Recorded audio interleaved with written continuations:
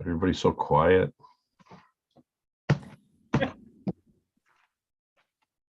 It's only the first April, Monday in April.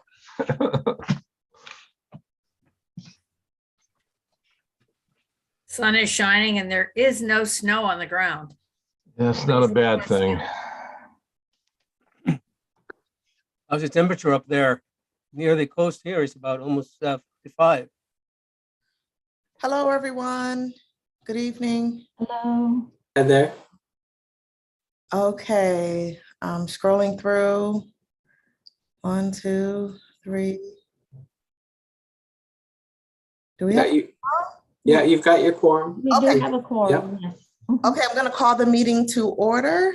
Mhm. Annette, can you please do the roll call? Yes, Mary Kate Murin, Janae McDonald, Present. Bill Johnson, Present. Maurice Lindsay, Betty Esposito, Present? and Monique Seldom Riley. Present. Thank you. Thank you. Okay, we're going to start with a governance update and outlook from Dr. Marty, please. Oh, I thought you had Dr. Atwater. Well, I'll start if you want me to. Okay, I would like to report to this committee that I think that some progress has been made, and while we still have a lot to do, I think we're getting clarity as to how we're going to get there. I thought that perhaps it might be good for the committee to review some of the major concerns that were expressed by Neshi and see how we are addressing those concerns. If I did a little analysis of it, and one of the most important things was to have a clear and functional internal governance model. That is really referring to the way in which the constituencies of the college provide input and advice and recommendations to the ultimate governing authority, which is the Board of Trustees. And I think we're making progress in that end. The second item that I think it was interesting as far as the concern was expressed was that there was a 660-member all-unit Congress that it did not appear to have a formal relationship with the Board of Trustees. I'm using their words. And I think that thanks to the work that was done by Professor Atwater, at least in my mind, has been clarified. And the fact that the body is approved by the Board of Trustees, and it is the body that you should use to gain internal recommendations from the college constituency. As far as the 660 count, I think that we may need to revise that, and we need to clarify how we're counting the members of the AUC. And I'll leave that to Professor Atwater. I think she'll address that. And the last one is to have a unified body giving voice to students, faculty, and staff with codified administrator engagement. And it says that it doesn't currently exist. In my opinion, it does exist, but it doesn't work as well as it should. And I think that with the work that we're doing with the working group, we're going to get to a pretty clear pathway for recommendations and concerns that are expressed to the administration and ultimately to the Board of Trustees. So I want to just tell you that for the trustees that are not familiar with this, after our discussions, private discussions, we decided to create a governance working group composed of 2 trustees, the president and 3 members of his cabinet, 3 deans, 3 members of the AUC, 3 members of the MCCC, 2 members of AFSCME, 2 students. I think that group really is representative of the college constituencies, and it is expected that these groups go back to their groups, to their constituencies, these individuals go back to their constituencies and report back as to what we're doing and how we're doing it. The issue of morale at the college is important to be addressed, and I saw that we had in the self-study some campus surveys that were done in preparation for the self-study. And I can guarantee you that as part of my recommendation, I will suggest that we continue to use that instrument or those instruments to determine how the campus really is feeling about the way in which their voice is heard by all constituencies in the institution. The governance working group met on February 28th and then on March 28th, and now met on April 1 and will meet again on April 11. It is my hope that by the time that we go to our last meeting of May 6th, we will have a pretty solid recommendation for the Board of Trustees. It is my hope that I will then write a report, preliminary report, that will be shared with all the constituencies for input. And then after I receive that input, I will submit a report to the Board of Trustees for their consideration, and you can do with it whatever you want. You can either decide to accept it, you might want to reject it, I hope not, but you can. And you can either, if you want to vote on it or have consensus on it, that is your document for you to do as you see fit. I also will be recommending very strongly that and I don't think I have to do it strongly because I think the Board of Trustees is really on board on this, to have a retreat in September, and you always have a retreat in September, but to dedicate the retreat in September to look at your own internal governance of the Board of Trustees. How is it that you operate? And I frankly, I'm surprised and I am amazed. I'm really looking forward to staying on to see how this meeting operates. But for the life of me, I cannot see how one committee can address all the items that you are concerned with. But again, I think that is something for you to talk about. My recommendation is simply going to be that you address it at the trustee retreat that you have already scheduled. So I think we're doing well. And I'll be happy to answer any questions that you have. And I hope that I didn't take the 2 hours that you allotted me, Mr. Johnson. But you weren't here when I told him that 2 hours had been allotted for this presentation. So are there any questions or any comments from the members of the committee? Trustee McDonald, you are a member of the committee. Yes. There are others that are, I don't think Dr.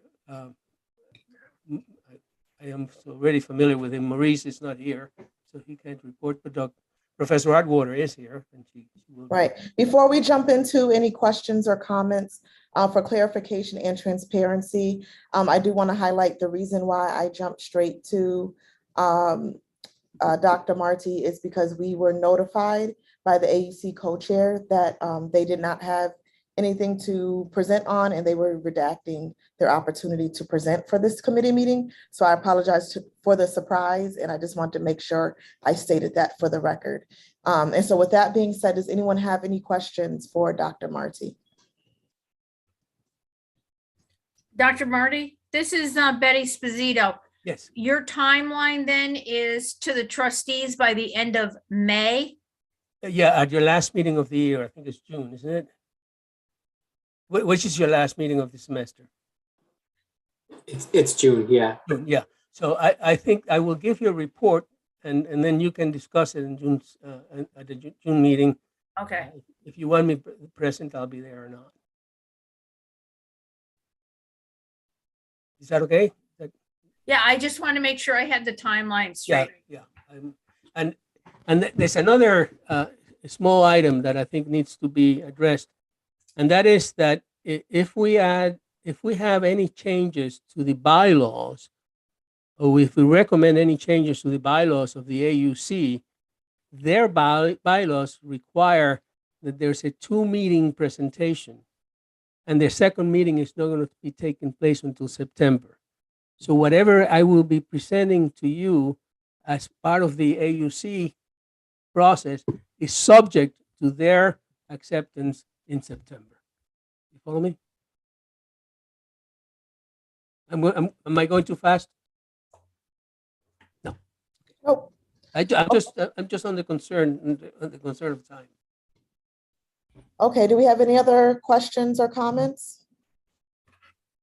All right, hearing none, thank you. We're going to move on to the Innovative Fellowship on Developmental Math by Dr. Hill.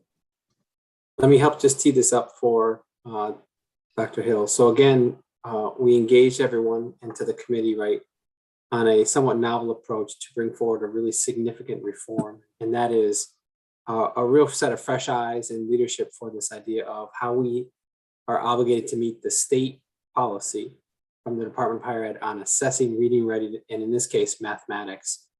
Thrilled that, again, Vanessa Hill, professor of mathematics, stepped forward for the fellowship this year. She's brought a tremendous amount of leadership.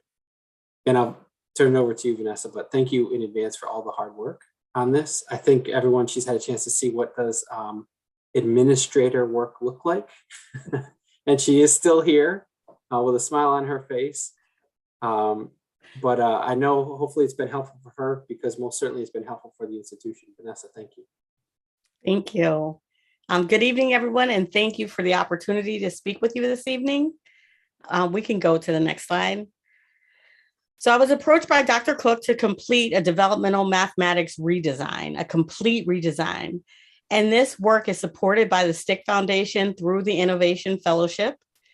And it speaks directly to the DEI work, as students of color are much more likely to be placed into developmental math sequence. Our focus is not just at STIC, but also at the state level, according to the equity agenda. And I've had the opportunity to work at the state level with our chair, Commissioner Santiago, and Chair Gabriel. And we have been working on a 10-year strategic plan on racial equity. So it's nice to have this work that I'm doing mimicked on different levels. So both at the state level and at our college. And then I just committed with Dr. Butler to work with our strategic plan at STIC. So there's lots of meetings, but that's okay. We can go to the next slide. So it really is all about equity. And I mentioned our students of color not getting through. So we have 52% students of color at STCC. They persist at a 13% lower rate than white students, and they graduated at a 17% lower rate. And the placements, this is pre-COVID data, because COVID data is a little bit different, but 82% of our students of color placed into developmental mathematics, and versus 60% for white students, which both those numbers are really bad, but you can see the huge disparity there. And it really affects our retention and graduation rate. So any student who comes in college ready, they only have a 39% graduation rate within 3 years. If you mix in just one developmental, it's 15%, so it's more than cut in half. But if you have these students with max developmental, there's only a 3% chance that they're going to graduate. And those numbers are appalling. So our goal really is to move that needle. And currently we have 3-semester developmental math. And I say up to 10 credits, but really it was up to 12 credits, because we had 4-credit classes for each of the levels if students decided to go that track. So students were leaving, not getting credentials, and using up their Pell money, and they start taking out student loans. And so they're leaving us in a worse condition than when they got to us. So that's a huge equity issue. And our goal was to change that and to really get students on track so that they can get through our programs, get into their major classes as quickly as possible, and ultimately to retain them and to graduate them. So next slide.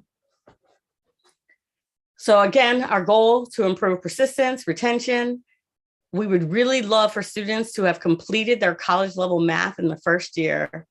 And again, for graduation rates. So this is for all students. Everything we do is going to affect all of our students that test into these pathways, but our focus is on closing that gap for our students of color. But we know whatever we do to support one group, it's going to be across the board, right? It's going to be universal design. So it's going to help all of our students. And we hope to build everybody up in an equitable way so that our students are getting through. Next slide.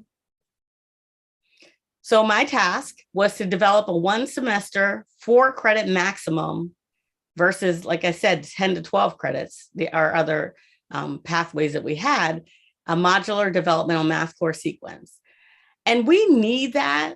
And it's been shown that students need that because they really do need a refresher for arithmetic and algebraic concepts to be ready for their college ready classes.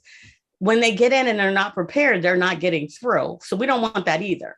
We don't want to put a more burden on the students, but we want to support them in a way to get them through as quickly as possible and giving them the support that they need. So a couple of really key pieces to this is, first of all, we wrote this curriculum, we did our concepts, but we needed a software package to really make sure that our students are being supported, especially in the world today where, so much stuff is online and we don't have as much contact with our students. So I have formed several committees to work with me because the math department is amazing and I love them. And everything that I've tried has gone through our committee. So our whole department is on board for anything that I'm presenting. So we're using a software system called Alex. It's artificial intelligence, and it's really an adaptive learning system. We identified concepts, we create the exam. The students come in, they take an initial knowledge check, is what it's called. And it says, you already know all these topics, so we're not going to want you spending your time on there. Let's move on to the material you're next ready to learn. So it's a very individualized system. And then it also has a lot of faculty support behind it.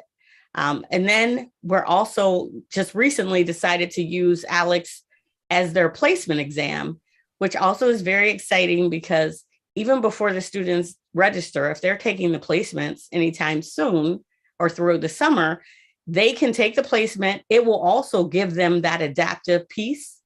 And it'll say, you already know this material. Why don't you work on the next step and then retake the placement exam? And that's just included in the package. So they can retake that placement exam and then they can't do any worse than that, right? They're just going to hire their placement. So it's another method of trying to remediate in time for what they actually need and then get them ahead in the process and hopefully get them into a college level math course. And then the last thing that I've been working on, and it's been a lot of starts and stops, but I am not giving up, is building deeper relationships with Springfield area math faculty in the middle school and high schools. And I've had some great conversations and they're really receptive to working with me. But with the staffing shortages and just getting back from COVID and trying to get the students up to speed after being online for 2 years, it's been a real struggle trying to get in the schools.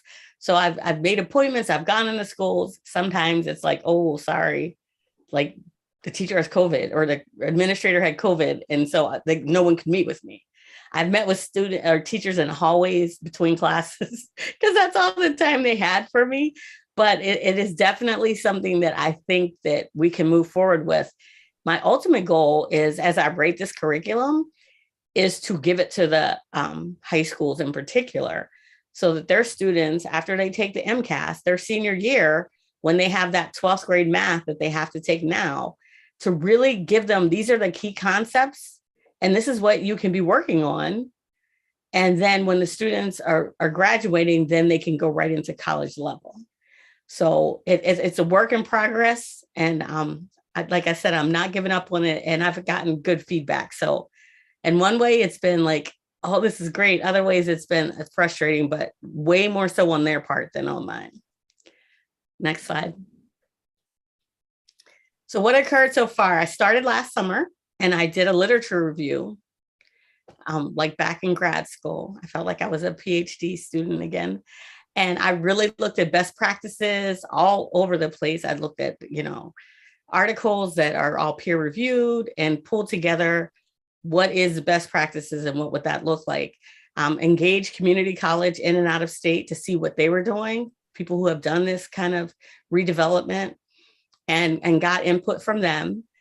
And then in the fall, I surveyed the faculty. So it's important, if we're going to do these 1 credit modular courses, we really wanted to identify what is most important. Like as a math person, I think everything is important and everything is cool because it's math and I love math.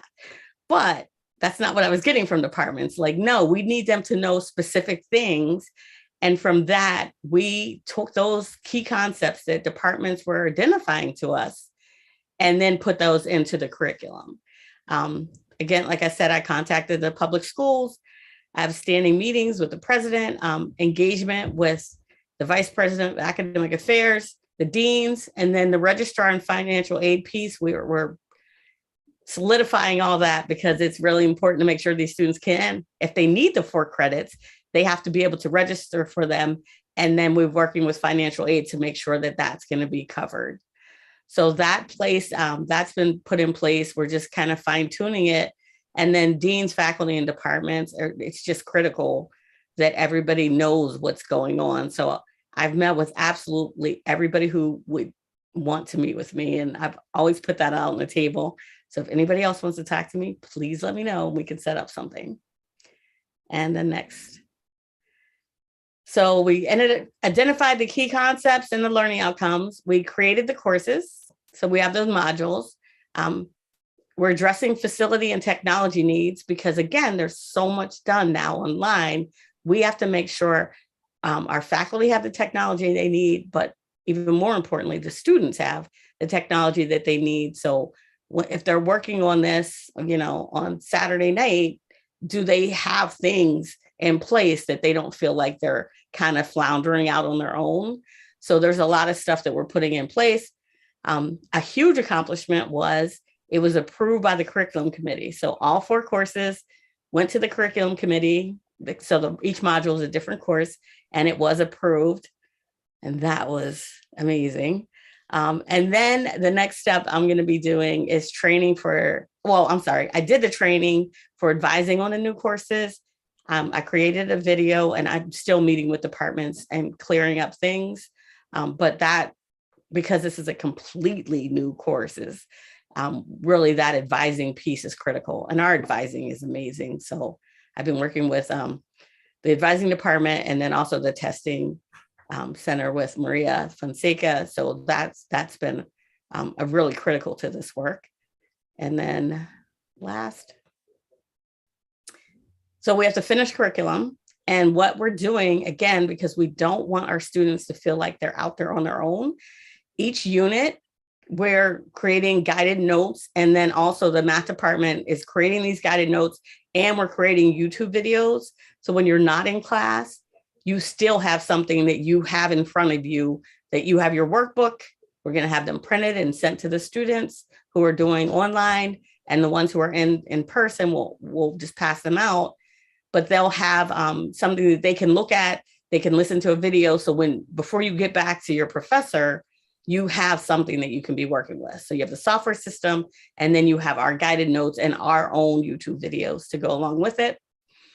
And then this summer, I have 3 different professional developments for faculty to train them on the new courses. I'm writing a manual about how you actually teach these courses, because it's very different than what we've done in the past.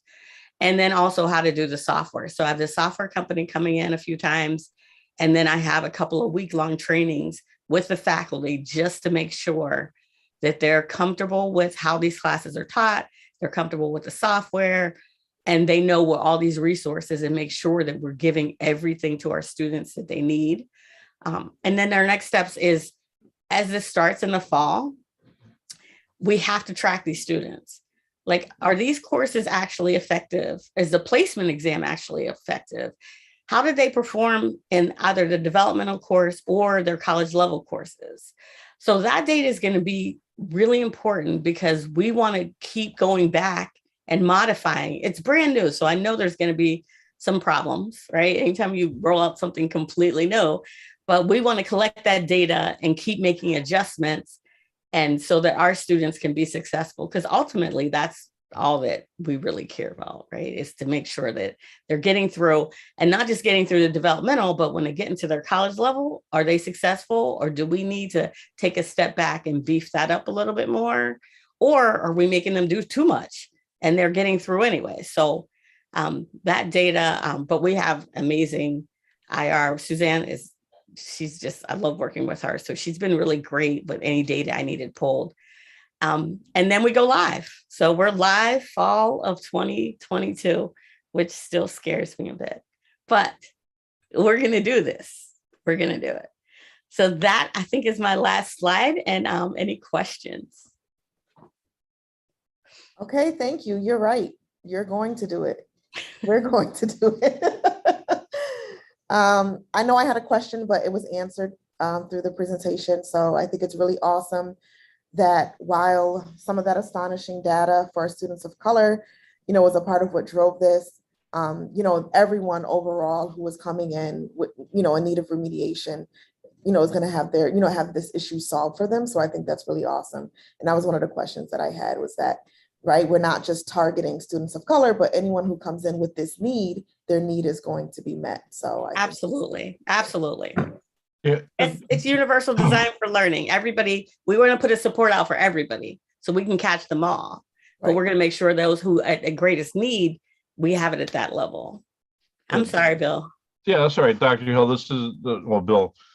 I just want to make sure I understand, and I think I do, is prior, if a student came in and failed math, everybody got put in the same bucket. They had to take these 12 credit courses to get caught up. Is that correct? And what you're trying to do now is it's the courses are going to be more where their weaknesses are, and it's going to be transitioning them quicker, less money, and hopefully we'll get more buy-in from people to stay, because I agree with you, but if they have to take the 3 courses, they only should take what is lacking or whatever to help them get along. So Absolutely. okay, I just want to make sure I understood it completely, and I do. Thank you very much. You're welcome.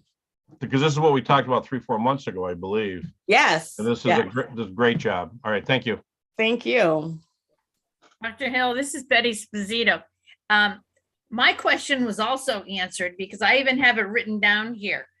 Why aren't the high schools addressing this? And so when you said you were reaching out to the area schools for middle school, high school, and that, I think that I'm happy.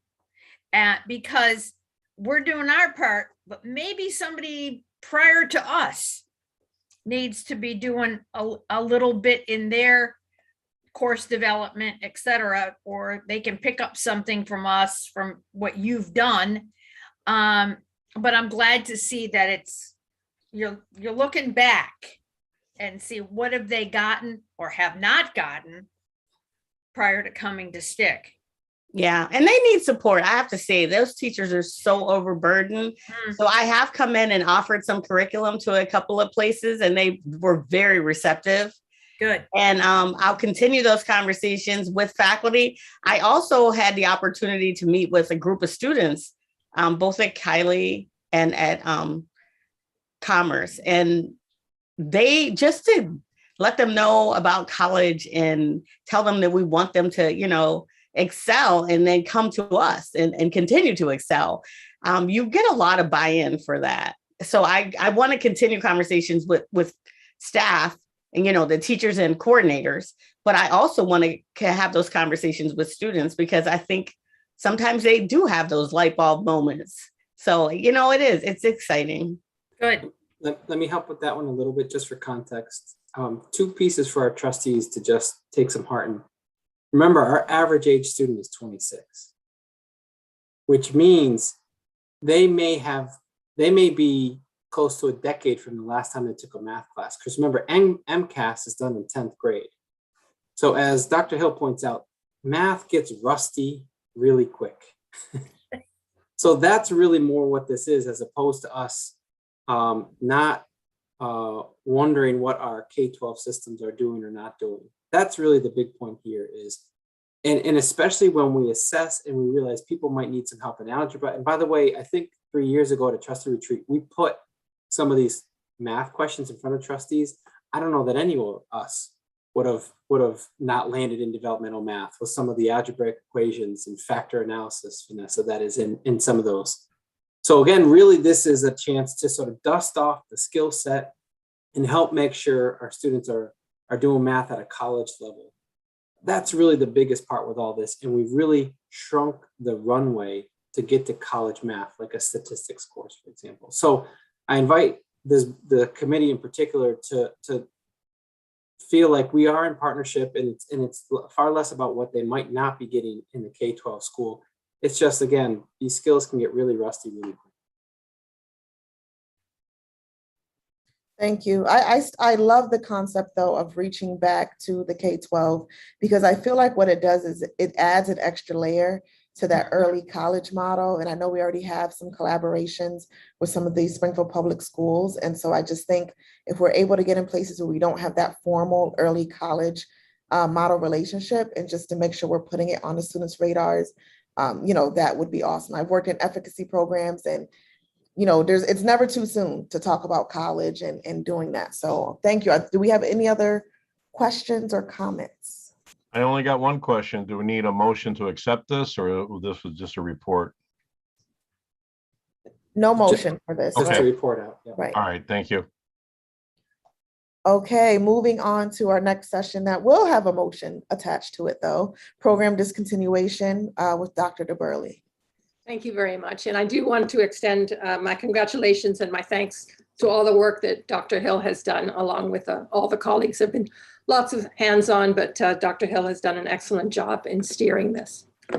And yes, what I'm bringing to the committee today is really a repetition, although providing it with a narrative function of the presentation that was made previously regarding the biotechnology and biomedical engineering technology.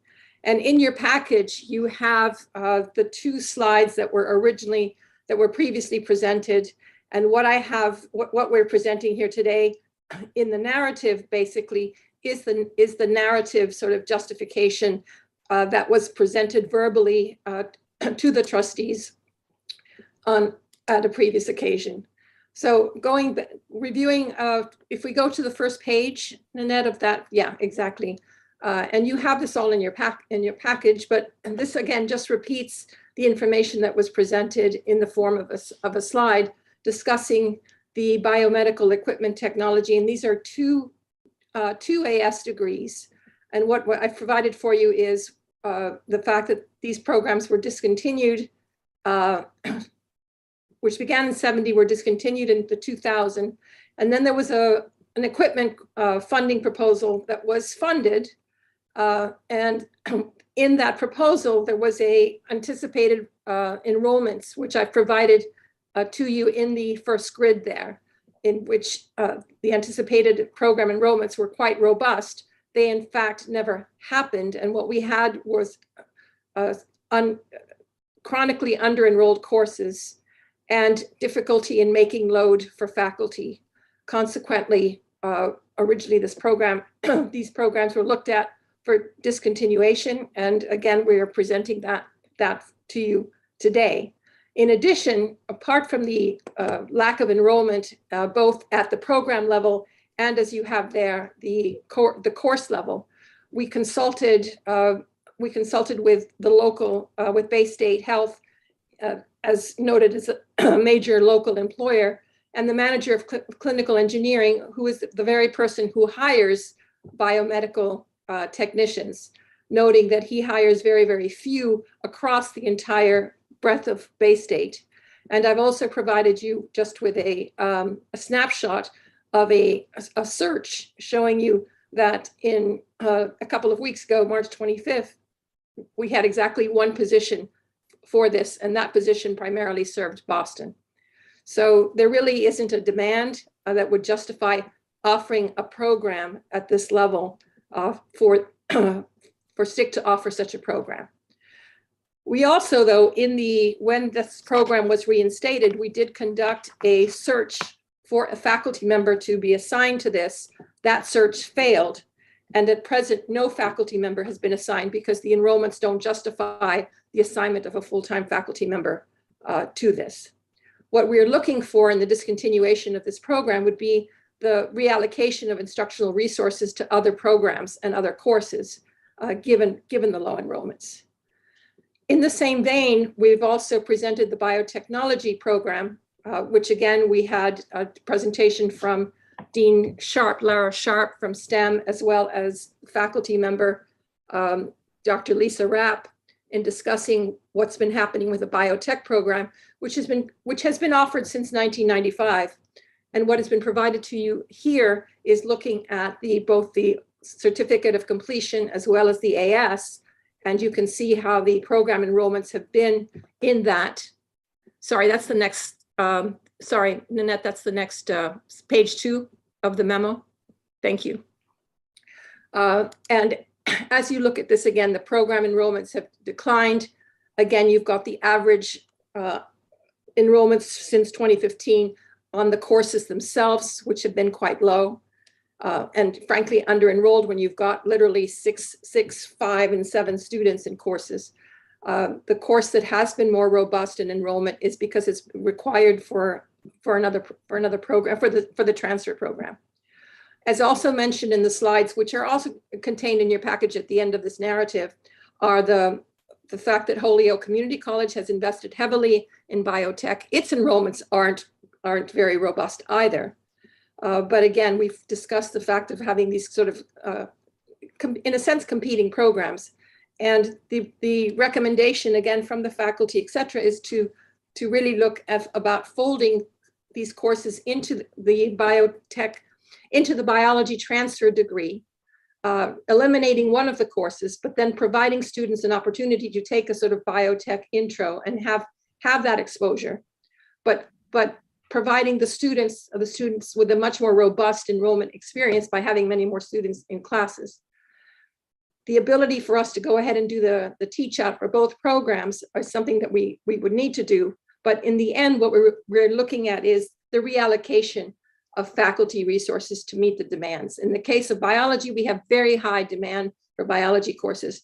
So the reallocation of the faculty member, in this case, Dr. Rapp, to other biology courses is something that we would do. In the case of the biomedical, we've been basically putting in full-time faculty to teach bits and pieces of the program. And again, that's not a good use of our full-time faculty to teach these very, very small courses. So what we're really suggesting is that given the low enrollments and the dedication, in one case of a full-time faculty member, is to discontinue these programs. We will have to carry out with the teach out process, which we have done. We would give options to students. Certainly in the case of biology, what we also found is that already so many of the students who initially enroll in biotech transfer. So the biology transfer, mass transfer program makes a lot more sense for them at the initiation rather than transferring to that or transferring out of the institution.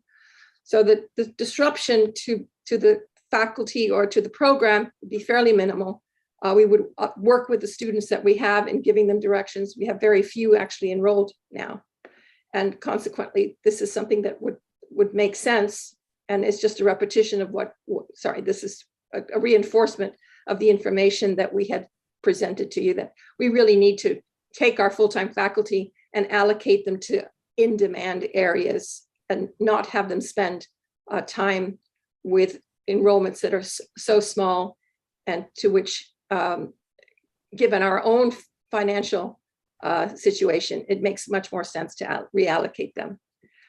In the final slide, which is not a slide that was presented previously, if we go down, Nanette, to, because, I'm sorry, can you just, the 2 slides that were presented previously? Yeah, so there's the biotech slide, and then Nanette, the next one on the biomedical engineering, just repeating that those were slides previously presented to the trustees. The final slide is a fiscal framing, which was a slide put together by STCC administration and finance. And this was in response, I think, to a specific request by the chair, by Trustee McDonald, on looking at some of the fiscal implications here. Now, again, what you've got here is what's been happening on some of the revenues that have been coming in, instructional expenses and operational. But as I said, this decision really isn't necessarily one about fiscal per se. It's really about how we allocate our faculty to courses that have more robust enrollments, and consequently also to improve our student experience. The student experience that we're providing right now, or we're able to provide with such low enrollments, is not one that is robust for our students. The instructional expenses there would be if we had allocated, in the case of biomedical engineering technology, if we had hired a full-time faculty member and allocated that up an individual to full-time to the BMT, that's what it would have cost. And in the same sense in biotech, we do have a full-time faculty member who is, of course, on full pay and receiving course adjustments for the administration of biotech. So the instructional expense in actual terms is one thing, but in fact, because of the course releases, it's a bit different. So this is just to give you some idea of what that is. The final document is really the motion itself, which is something to be done. It does need a slight edit, and I just wanted to point that out, that in the case of biomedical engineering technology, there are 2 degrees. There is no certificate, so that the motion, should it come forth, would have to be modified to the two degrees and no certificates. And the biotechnology program is in fact 1 degree and 1 certificate. Any questions?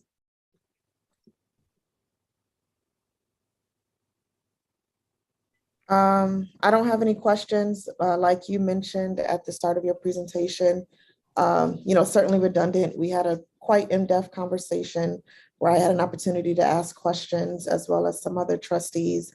I stand where I did then at, feeling much more comfortable with this process and the way that it was laid out for us. And of course, we always want the best experience possible for our students. And also I rest, with relief knowing that the programs won't stand alone, the certificates, but many of these courses will be folded in. Faculty will not be negatively impacted by this. So that's where I stand, but I still want to open the floor again for any comments or questions from my colleagues. It's Betty. That was my thought. I just wanted to make sure I had it right, that there would be no job loss with these changes, this change. Correct. Okay. For faculty, yeah. This is Bill Johnson. I'd be willing to make the motion that the Springfield Technical Community College Board of Trustees Committee on Internal and External Relations recommends to the Board of Trustees discontinuation of the Biomedical Engineering Technology Program. And that's the one with the 2 degrees, correct? Correct. As well as the biotechnology with the degree and the certificate. I'll second that. Okay. Nanette, can you take the roll call? Yes. Mary Kate Mirren, Janae McDonald, Yes. Bill Johnson, Yes. Maurice Lindsay, Betty Esposito, Yes. and Monique Seldom Riley. Yes. Thank you. Okay, thank you. Moving on to the president's perspective. Good evening, everyone. Thank you, trustees, for your attention and consideration for the Innovation Fellow report. Again, I echo my sentiments for Dr. Hill and her work on developmental math reform. That's really, really helpful for us. Again, thank you as well for seeing along with us the value of program discontinuation. As difficult as these conversations have been, I think what we have is a roadmap, a model for how we navigate these conversations. We really do need to hone and focus on priorities. We unfortunately know in this time where we have to be very strategic, and we certainly have a way to be more clear in the strategic planning process with those priorities. This helps us. This really does help ensure that our resources directed in a way that will provide the most value for our students. So I'm grateful for that. You'll see 3 items tonight under President's perspective. On the personnel report, just a few things to note. This is a sort of season, a time of year where there's not a lot of movement. You'll see in some of our hiring, a lot of those positions are underwritten by the grant funds that we have significantly from those 2 big federal awards. So that's what you'll see there. So when it looks like, despite our budget challenges, we are hiring, again, we're doing that on what we would call soft money. These are grant funded positions. Very limited number of separations. There's only a few mid-year retirements that you'll see there. And really, again, the bulk of our changing over the years has really been in our part-time employee status. There's again, in any number of years, set aside our adjunct faculty, there's a number of part-time employees who come and they go. There's a lot of flux there, and you'll see a fair, not a fair bit, but you'll see some movement on the personal report that way. In terms of the second item, tenure, again, this is a wonderful example about how shared governance works. Per the MCCC contract, trustees, there is actually a peer committee that first reviews all tenure eligible employees, and they provide recommendations for their tenure. The respective dean for each of those individuals also provides a recommendation, and then I have the privilege and the pleasure of sharing with you a set of recommendations. So in this case, this year, all the individuals before you come with that level, that sort of tri-level of support. We have support for all of these individuals named here by their peers, by their dean or supervisor, and I'm very happy to add my level of support as well. You'll see a great deal of documentation underneath and behind each one of those individuals. They are a talent. They have definitely proven their value to the institution. And again, I offer to this committee strong support for all those individuals included in that tenure memo. Certainly happy to pause there and take any questions.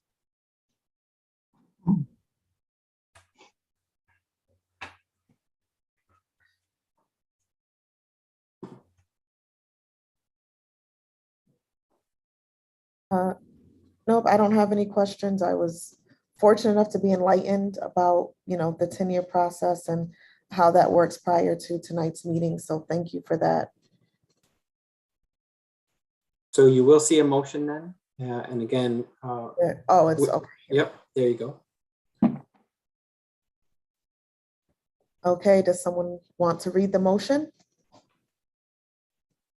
The tenure recommendations move that the Springfield Technical Community College Board of Trustees Committee on Internal and External Relations, pursuant to the provision of Section 22C, Chapter 15A, moves to recommend to the Board of Trustees the approval of granting tenure as listed on Appendix A.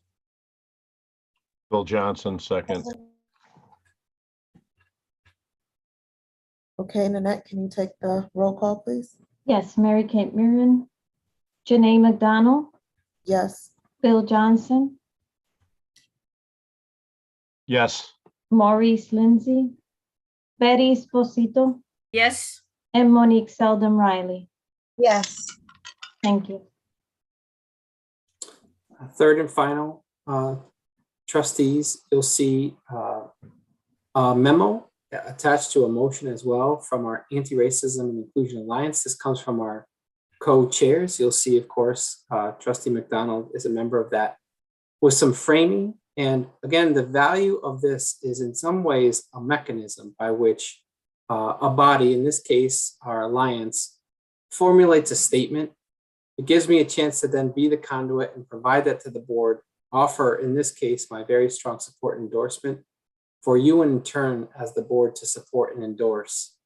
What this does is, again, it puts it with your recommendation in front of the full board of trustees. And as opposed to treating this as sort of ironclad or prescriptive policy, it gives us a guidepost of sorts.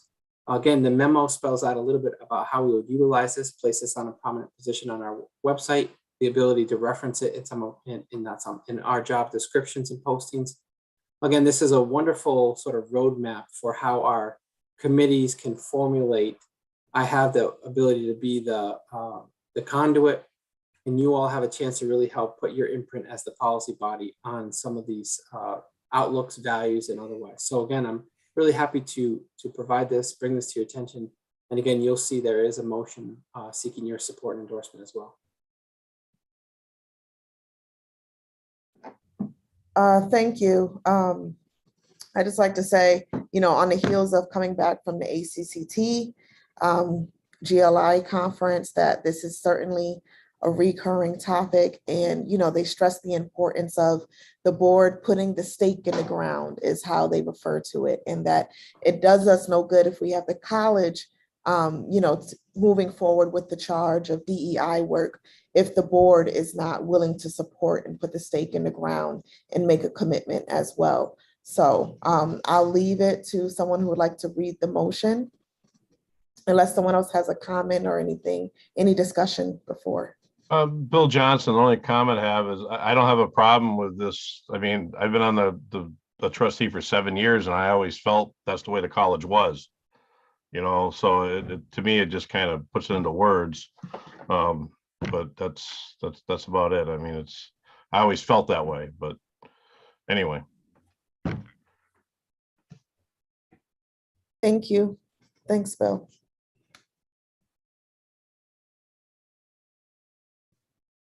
Okay, I mean, if not, is it appropriate if I read the motion, although I'm the chair? I would be very happy to read it. Okay, thank you. Thank you, yeah. Bill. I move that the Springfield Technical Community College Board of Trustees Committee on Internal External Relations recommends to the Board of Trustees approval to adopt the framing statement as developed by the Anti-Racism and Inclusion Alliance. We, the Springfield Technical Community College Anti-Racism and Inclusion Alliance, aim to build on our identity as a people's college and the only career and technical community college leader in the state of Massachusetts, to strive towards strengthening our commitment to the racial, cultural experience within our community institution. We honor this commitment at the national, state, local, and institutional levels. At the national level, we recognize the systematic and institutional racism of the specific folks in higher education and the community college environment, and the past, present, future racist policies, practices of being embedded in our society and function as an institution. We realize inequitable policies and practices serve to perpetuate systematic oppression and fosters a variety of problematic challenges faced with our students, faculty, and staff, creating barriers to academic success and degree completion and impedes the progress of the college as a whole. Like I said, I never felt this college did that, but I don't have a problem putting it into words. But thank you. I'll vote to second it. Okay, thank you, Nanette, with the roll. Yes, Mary Kate Murin, Janae McDonald, Yes. Bill Johnson, Yes. Maurice Lindsay, Betty Esposito, Yes, and Monique Seldom Riley. Yes. Thank you. Okay, any old business? Any new business? Hearing none, our next meeting is not until Monday, August 29th at 5 p.m. I look forward to seeing you all, of course, before then. And that concludes our meeting. So I'll call the roll to adjourn. Sure, thank you. Thank you. Mary Kate Murin, Janae McDonald, Yes. Bill Johnson, Yes. Maurice Lindsay, Betty Esposito, yes. and Monique Seldom Riley. Yes. Thank you. Thank you, everybody. Much Okay. appreciated. Have a great Have a night. good evening. Thank you. Good night, everyone. Thank you.